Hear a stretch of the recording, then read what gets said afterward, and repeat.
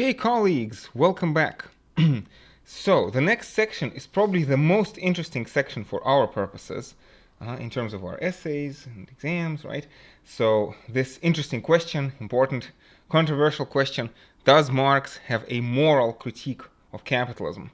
And the answers, as always, yes and no, right? Well, actually, I can tell you what my approach is, right? My approach is that the answer should be no. Marx does not and cannot have a moral critique of capitalism. And when he makes an impression of having some like a moral critique, it is just Marx not being able to control his speech. It's Marx sort of losing control of himself, right? Sort of like saying more than he should, in the sense of saying things which are not really justified. It's his emotions getting the better of him. This is my own interpretation, and of course, in the essays, we expect a certain kind of back and forth, right? And you make your own conclusion. You by no means you don't have to agree with me, right? So, I'm just giving my position as an example, I would say, right? So hopefully this is going to be an interesting section. I was kind of unsatisfied with the section on economics, but Marxian economics is notoriously very difficult. I think that the analysis in the final instance should stand, right? Do you all want to go into that? Yeah, morality. It's like, we live in a world where most labor is done under conditions of compulsion, right? So we have, broadly speaking, what Marx would call the reserve army of the unemployed, so that there are more workers than there are well-paying jobs, and the bargaining power is definitely on the side of the capital. And when I look around the room and look at the clothes I wear, I know, or I have a very good idea of what kind of people may produce all of these things, including this microphone I'm speaking through, and under what conditions. And I would not call these conditions free. Now, Marx is going to say, it doesn't mean that it's unjust, right? And this is exactly what we're going to talk about when we talk about morality. And the questions of justice are complicated questions. I want to say, in an important sense, market is a place of equal exchange, right? And there's an excess supply of labor, reserve army of the unemployed, and that's why the wage tends towards the subsistence wage. So, is it fair? Is it not fair? These words are not necessarily very well defined. Now, it is certainly exploitative in the sense that you can imagine a different kind of system. Like, again, if the bargaining power was equal somehow, let's say if there were fewer workers, or if workers were unionized, right? You could imagine a different kind of distribution, right? So in this sense, I feel that we can still talk about exploitation, even if Marxist economics are complicated, right? So what I'm driving at is that you don't need to be an expert in Marxist economics to understand the basic idea behind exploitation, and the basic idea behind the fact that most of the labor that is done in the world today is compulsory, and in principle, with our current level of technology, it doesn't have to be. Anyway, okay, let's talk about morality. Yeah. So the issue of Marx and morality poses a conundrum. So you see, always, like every section, everything is always a problem with respect to Marx. We're not, again, it's all work in progress, it's all drafts, it's all debatable. On reading Marx's works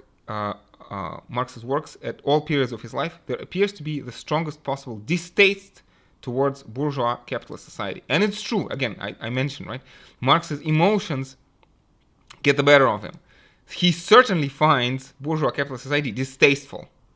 But does he find it amoral, right? And undoubtedly, right, so Marx also endorses a future communist society, potential, right? Whether it's inevitable is another question. Yet, the terms of this antipathy and endorsement are far from clear. Despite expectations, Marx never directly says that capitalism is unjust.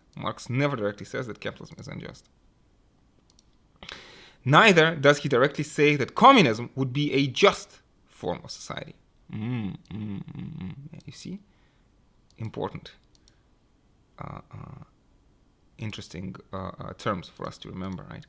In fact, he frequently takes pains to distance himself from those who engage in a discourse of justice, and makes conscious attempt to exclude direct moral commentary in his work. The puzzle is why this should be given the weight of indirect moral commentary one also finds in his writings. So indirect moral commentary. And I want to say, again, my own personal take on this is that, again, this is Marx's feelings running too hot for him to consciously contain them. But and you know, I do this sometimes as well. I insist on the structural, non-moral reading of Marxism, but often the feelings, the passions get the better of me, and I say things which I don't exactly mean, like rhetorically get carried away. At least, again, this is my own take. There are initially separate questions concerning Marx's attitude to capitalism and to communism. There are also separate questions concerning his attitude to ideas of justice and to ideas of morality more broadly concerned. This then generates 4 questions. Did Marx think capitalism unjust? Did he think that capitalism could be morally criticized on other grounds? Did he think that communism would be just? And did he think it would be morally approved on other grounds, whatever? Okay, yeah. There are some. These are some of the questions we're going to consider in this section. Okay, yeah, whatever. So, I mean, let's jump into it. The injustice of capitalism. The initial argument that Marx must have thought that capitalism is unjust is based on observation that Marx argued that all capitalist profit is ultimately derived from exploitation of the worker. Capitalism's dirty secret is that it is not a realm of harmony and mutual benefit. It is not a realm of harmony and mutual benefit, but a system in which one class systematically extracts profit from another. Yeah.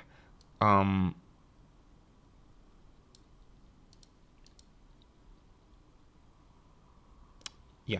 How could this fail to be unjust? Yet it is notable that Marx never explicitly draws such a conclusion, and in Das Kapital he goes so far as to say that such an exchange is by no means an injury to the seller. So there is a certain equality in the market purchase, right? The socially necessary labor time which is required to produce a worker, right, is its value. The person's value is their price, which some commentators have taken as evidence that Marx did not think that capitalism was unjust, although other readings are possible. Alan Wood, very important theorist, whom we are reading this year, right? Alan Wood is perhaps the leading advocate of the view that Marx did not believe that capitalism is unjust. And, you know, if I had to refer to somebody in support of my views, I refer to Alan Wood. Wood argues, and again, Alan Wood is a name that we definitely should remember. Definitely, it is very appropriate for you to mention in your essays. Wood argues, as well as Cohen, Wood argues that Marx takes this approach because his general theoretical approach excludes any trans-epochal standpoint from which one can comment on the justice of an economic system. So the ideas of morality or justice are dependent on the particular mode of production. There is no trans-epochal ahistorical standpoint from which we can criticize capitalism. Even though it is acceptable to criticize particular behavior from within an economic structure as unjust, theft under capitalism would be an example, it is not possible to criticize capitalism as a whole. It is a consequence of Marx's analysis of the role of ideas of justice from within historical materialism. Marx claims that juridical institutions are part of the superstructure, and that ideas of justice are ideological. Accordingly, the role of the superstructure and ideology in the functionalist reading of historical materialism adopted here is to stabilize the economic structure. Consequently, so there's a functional role that the ideological superstructure plays with respect to the material base. I should actually, you know, in light of this article, I should stop calling it ideological superstructure. First and foremost, we're talking about legal and political superstructure, okay? So legal and political superstructure, its main point is to stabilize the economic structure. Consequently, to state that something is just under capitalism is simply a judgment that will tend to have the effect of advancing capitalism. According to Marx, in any society, the ruling ideas are those of the ruling class. In any society, the ruling ideas are those of the ruling class. The core of theory of ideology, which we'll talk about in the next section. Okay, so Husami, however, argues that Wood is mistaken, ignoring the fact that for Marx, ideas undergo a double determination. We need to differentiate not just by economic system, but also by economic class within the system. Therefore, the ideas of non-ruling class may be very different from those of the ruling class. Of course, it is the ideas of the ruling class that receive attention in the implementation, but it does not mean that other ideas do not exist. So we're talking about ideas of the non-ruling class here, maybe.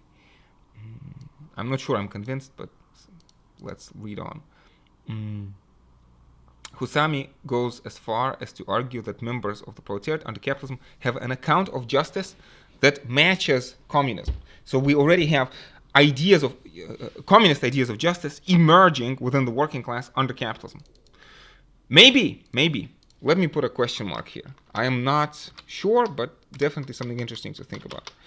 From this privileged standpoint of the proletariat, which is also Marx's standpoint, capitalism is unjust, and so it follows that Marx thought capitalism unjust.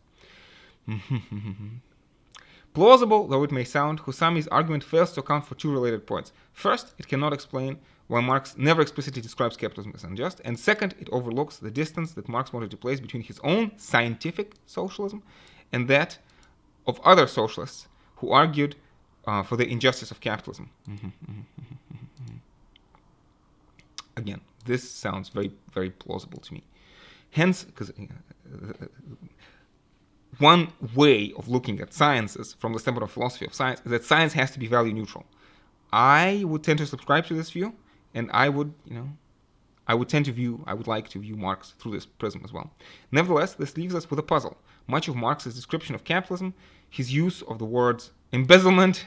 Here I want to say, this is just Marx being sloppy. Marx using sloppy language, allowing his emotions to run high, which is a cold-headed theorist should not allow to do, right?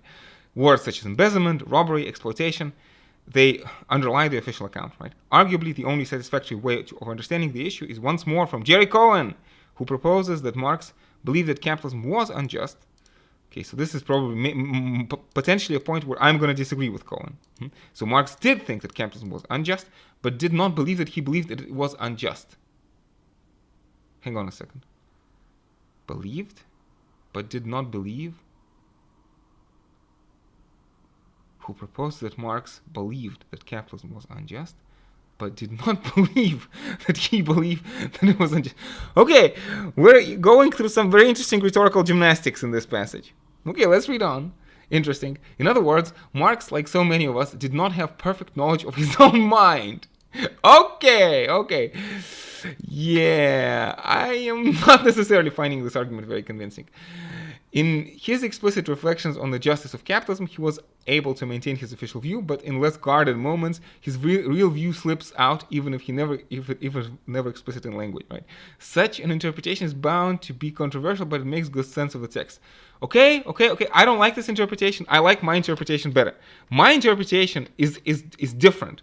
Is that Marx definitely believed that capitalism was not unjust. However, sometimes his emotions ran high and he failed to control himself, and he should have gone back and he should have rewritten his works.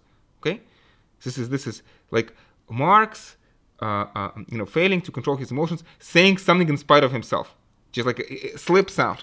Okay, this is my interpretation. I like my interpretation much better than Cohen's in this passage. But let's continue. Whatever one concludes on the question of whether Marx thought capitalism unjust, it is nevertheless obvious that Marx thought that capitalism was not the best way for human beings to live. Not the best way for human beings to live, whatever that means. Points made in his early writings remain present throughout all of his writings, I suppose, if no longer connected to an explicit theory of alienation. Here's the alienation, a theory which kind of seemingly disappears in later Marx. The worker finds work a torment, suffers poverty, overwork, lack of fulfillment, and lack of freedom. And this is presumably objective. This is presumably an objective assessment. So not a moral judgment. So it's like the fact that, for example, the tiger has died and is now dead, that's an objective assessment, regardless of the value judgment of whether you think that's a good thing, if the tiger was about to eat you, or whether you think it was a bad thing. For example, if it was your favorite pet tiger or something, I don't know. People do not relate to each other as humans should. Again, interesting questions, should. Does this amount to a moral criticism of capitalism or not? Yeah, I would prefer to. I think that this requires clearing up. Anyway, In the absence of any specific reason to argue otherwise, it simply seems obvious that Marx's critique is a moral one. Capitalism impedes human flourishing. Yeah, I don't think it's a moral critique. I think it's a functional critique. Yeah. So I'm prepared to stand by this word. Capitalism impedes human flourishing. Yeah, that's true. That's true. Like, objectively speaking, capitalism prevents the full realization of human potential. The same way that, let's say, a hunter shoots the tiger and prevents the realization of tiger's potential. It's an objective statement. So let me write rephrase as objective. I think we should try to move away from the moralist critique. But you see in this article again, I end up disagreeing with Wolff and Leopold. I'm sorry, respectfully disagree, but let's continue. It is hard to disagree with the judgment of Marx, that Marx thinks that the capitalist exploitation of labor power is a wrong that has horrendous consequences for labor. Yeah, again, I think it's like, you see, again, a tiger eats a zebra. Is that a bad thing? From whose standpoint? Why? Objectively bad? Again, my scientific structuralist vision of Marx is that, again, we should not use this kind of language. I disagree. Let me write this. Okay. Marx, though, once more refrained from making this explicit. You see? Wolff has to concede that, yeah, you can try to interpret Marx this way. But Marx never says this explicitly, that capitalism is unjust or that exploitation is wrong. I would say post-Darwinian, materialist, anti-teleological reading of Marx. So let me write these words. I insist on an anti-teleological, post-Darwinian, right? So non-moral reading of Marx. This is my own standpoint.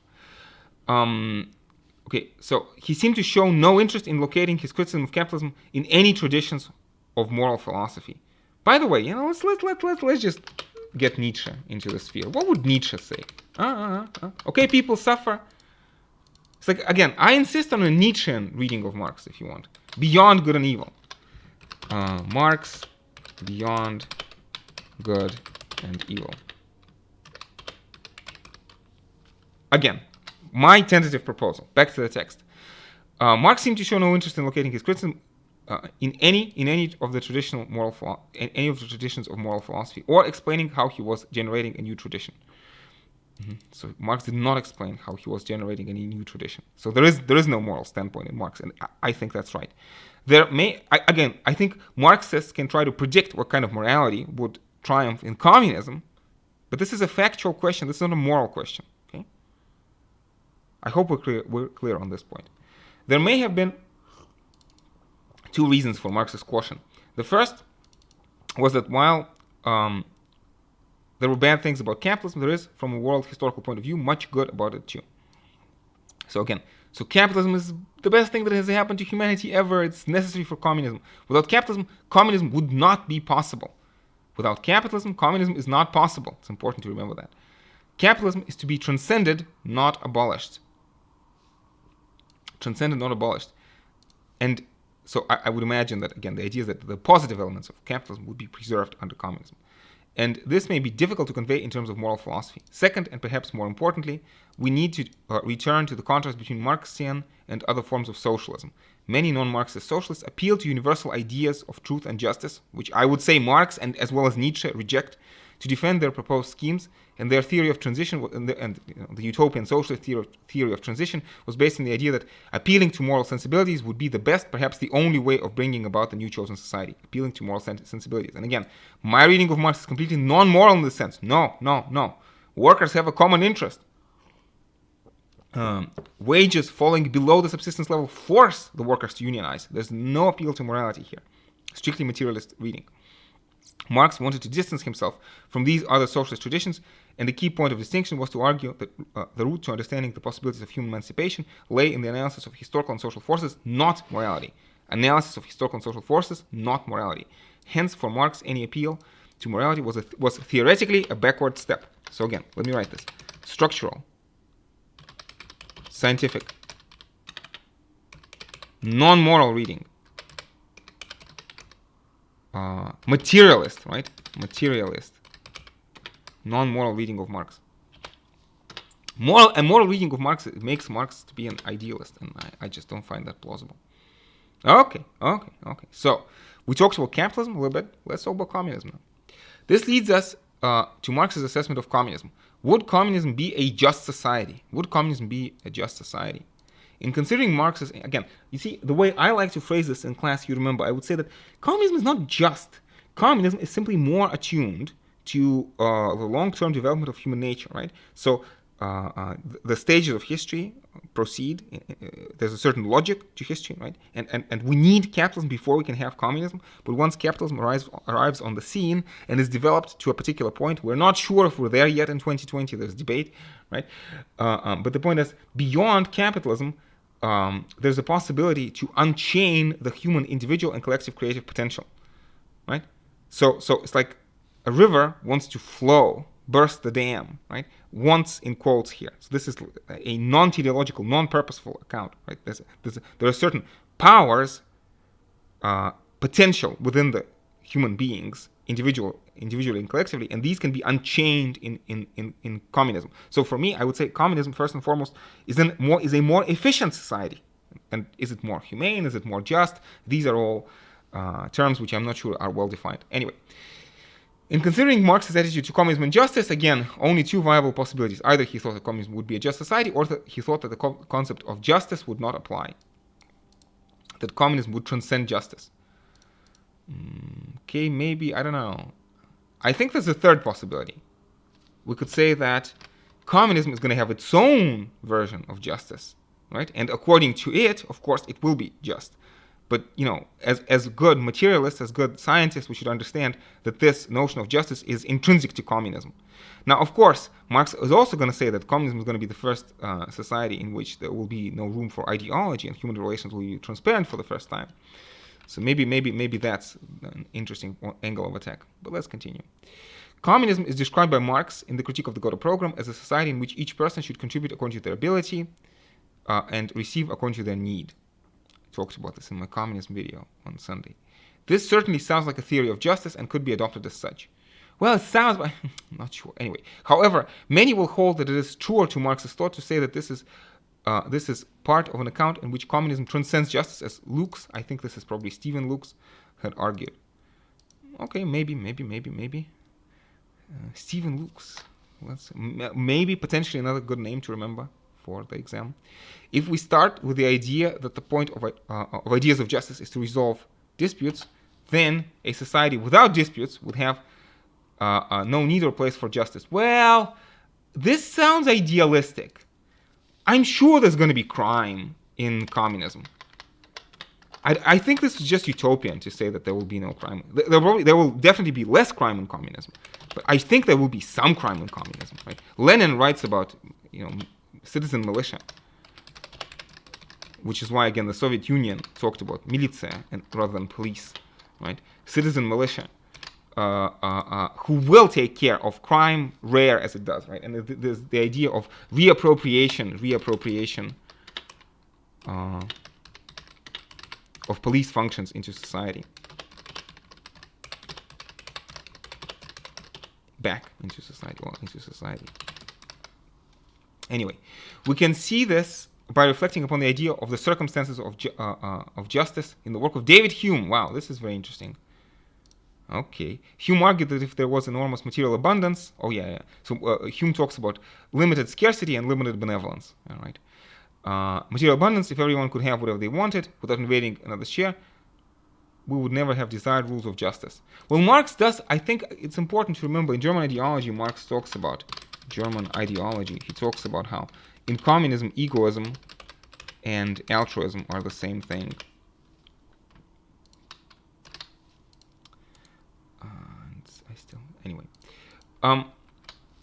And of course, there are suggestions in Marx's writings that communism would be a society of such abundance. But Hume also suggested that justice would not be needed in other circumstances, if there were complete fellow feelings between all human beings. There would be no conflict and no need for justice. Of course, one can argue whether either material bonds or human fellow feeling is to this degree would be possible, but the point is that both arguments give a clear sense in which communism transcends justice. I agree with the argument, but I disagree with the premises. Okay, I disagree with the premises. I think that you will need, there will be crime in communism, and you will need some sort of an idea of justice. And in fact, my reading of John Stuart Mill, I feel that basically you're going to have some like utilitarian justice in communism. Let me even end this.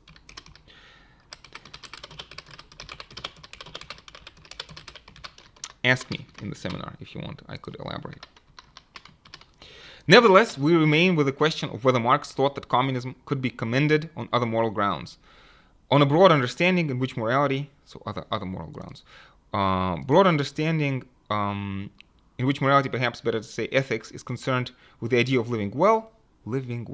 It seems that communism, so Aristotle's idea of eudaimonia, right?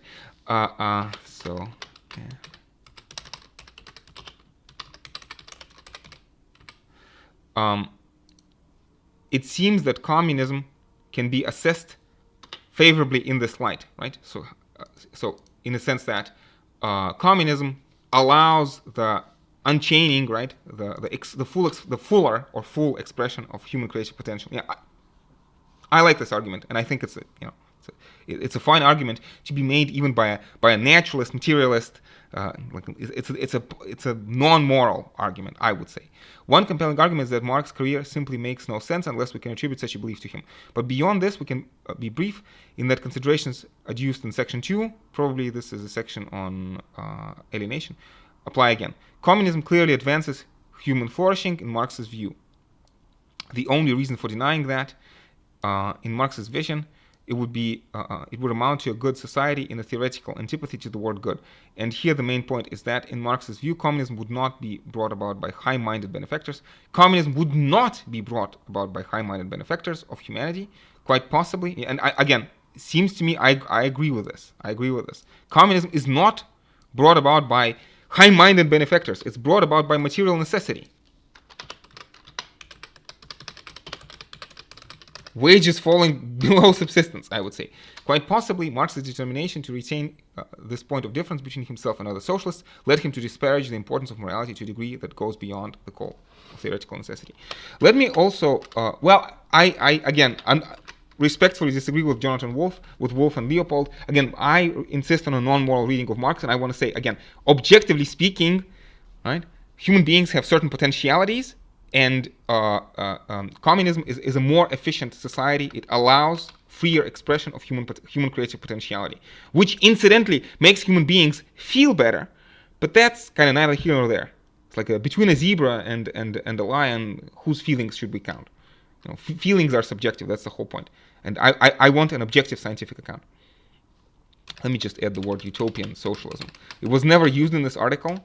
And maybe it's not the best word to use, but it is used in our other textbooks, so you are expected to be familiar with this term for the exam. And again, utopian socialism, this idea of moral critique of capitalism. Also, very interesting, we did not hear anything in this article. This is also another important omission about how the bourgeoisie are not evil.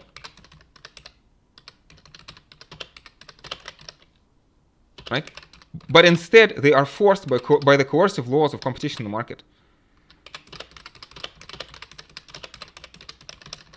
They coerce them, led to exploit the workers.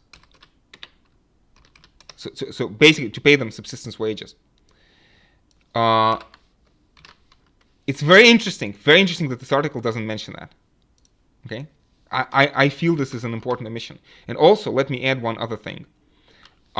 Notice, the bourgeoisie are not evil, the coercive laws of market competition lead to exploitation. However, there's also another line of argument that talks about monopolies in Marx. So if we believe in monopoly capitalism, that's a problem. Why is that a problem? That's a problem for the following reason. Because the coercive laws of competition in the market only really operate under competition. That's the whole thing, right? So competition leads to coercive laws of market competition.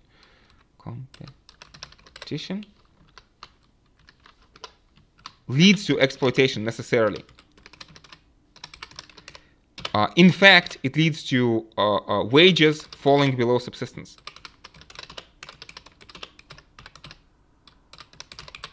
Right? However, but if you have monopolies, then monopolies are not subject to competition. That's the whole point of the monopoly.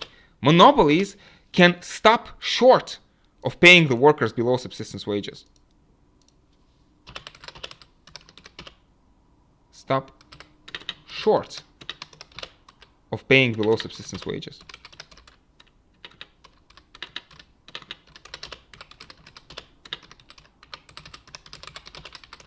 Right? And this is basically the idea of concessions that Antonio Gramsci is going to talk about. And this is something that could make communism impossible. Or at least if not impossible, very hard. And certainly not automatic. So very hard, or at the very least not inevitable. Okay, with question marks. Okay, so far it was a good, I liked everything about the article, but the last two sections about economics, about morality, yeah, they're good. They're good. Hope, they are useful to me and hopefully to you as well. But we should take them with a grain of salt. Okay. And in the next section, we will continue about ideology, also a very interesting topic in Marx. But still, even if I disagree, I think it's important for us to keep in mind the different approaches to Marx. So I am definitely grateful. I'm very thankful for this opportunity to look at other approaches, other readings of Marx. And again, I remind you that in your essays, it is best, even if you advance a particular point of view, to be aware of what alternatives exist, right? In fact, before you advance your view, you should try to find, or as you are advancing your view, you should be aware of what are the best arguments against your view.